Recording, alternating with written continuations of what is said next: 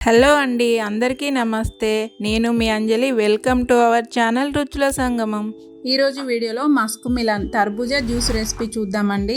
దీంట్లో water content ఎక్కువగా ఉంటుంది కాబట్టి మన హెల్త్కి చాలా మంచిది. ఈ జ్యూస్ని సింపుల్గా మిక్సీ పట్టామా పాలు వేసామా అన్నట్లుగా కాకుండా కొన్ని చిన్న చిన్న ఇంగ్రీడియంట్స్ని యాడ్ చేసి దీన్ని మరింత ఎక్స్ట్రా టేస్టీగా ఎక్స్ట్రా హెల్తీగా చేయబోతున్నాను. మరి ఈ రెసిపీ చూసే ముందు మీరు గనక మన ఛానల్ని ఫస్ట్ టైం చూస్తున్నట్లయితే సబ్స్క్రైబ్ చేసి, ఆల్రెడీ సబ్స్క్రైబ్ చేసినట్లయితే లైక్ చేసి మన వీడియోస్ని చూసి మీ పూర్తి సపోర్ట్ని మన ఛానల్కి అందించండి. ఇక ప్రాసెస్ చూద్దాము. ముందుగా మస్క్ మిలన్ని ఇలా కట్ చేసుకొని దీంట్లో నుండి సీడ్స్ని తీసేయాలి. ఇలా సీడ్స్ని తీసిన తర్వాత చిన్న చిన్న ముక్కలుగా చేసుకొని మిక్సీ జార్లో వేసి దీన్ని మెత్తగా పేస్ట్ చేసుకొని కాసేపు పక్కన పెట్టండి. వేరొక గిన్నెలోకి మీడియం ఫ్లేమ్ మీద ఒక గ్లాస్ వాటర్ వేసుకొని దీంట్లోకి 15 మినిట్స్ నానబెట్టుకున్న సగ్గు బియ్యాన్ని వేసి వీటిని కలుపుకుంటూ జస్ట్ ట్రాన్స్పరెంట్గా అయ్యేంత వరకు ఉడికించుకోవాలి. మరీ మెత్తగా అవసరం లేదండి, ఈ విధంగా ఉడికితే సరిపోతుంది.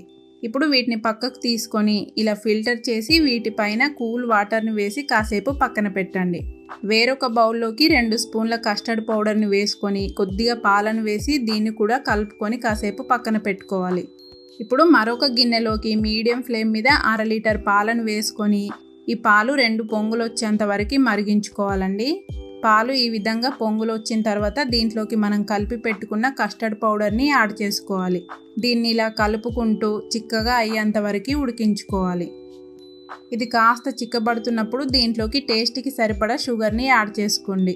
దీన్ని ఇలా కంటిన్యూగా కలుపుతూనే ఉడికించుకోవాలండి, లేదంటే కస్టర్డ్ పౌడర్ చిక్కగా అయిపోయి అడుగున ముద్దలాగా తయారై మాడిపోతుంది. కాబట్టి దీన్ని ఇలా కలుపుకుంటూ లో టు మీడియం ఫ్లేమ్ మీద మాత్రమే ఉడికించుకోవాలి. ఇది జస్ట్ 4-5 మినిట్స్లో చిక్కబడిపోతుంది. మరీ చిక్కగా అవసరం లేదండి, ఇలా వీడియోలో చూపిస్తున్నట్టుగా చిక్కబడితే సరిపోతుంది. ఇప్పుడు స్టవ్ ఆపేసి దీన్ని పక్కకు తీసుకోండి. ఇలా పక్కకు తీసుకున్నాక దీన్ని పూర్తిగా చల్లారేంత వరకు పక్కన పెట్టేయండి. ఇది చల్లారిన తర్వాత ఇలా వేరొక బౌల్లోకి వేసుకొని మనం మిక్సీ పట్టి పెట్టుకున్న మస్క్ మిలన్ జ్యూస్ని యాడ్ చేసుకోవాలి. అలాగే ఉడికించుకున్న సగ్గు బియ్యాన్ని, అరగంట పాటు నానబెట్టిన సబ్జాని యాడ్ చేసుకొని వీటన్నింటిని బాగా కలిసేలాగా కలపండి. ఈ సగ్గు బియ్యము, సబ్జా మన శరీరానికి చలువ చేస్తాయి కాబట్టి వీటిని ఎంత ఎక్కువగా తీసుకుంటే అంత మంచిది. ఇలా కలుపుకున్నాక దీన్ని కాసేపు ఫ్రిడ్జ్లో పెట్టుకొని తీసుకోండి. ఇది చల్లబడిన తర్వాత దీన్ని గ్లాసులోకి ట్రాన్స్ఫర్ చేసుకోవడమేనండి.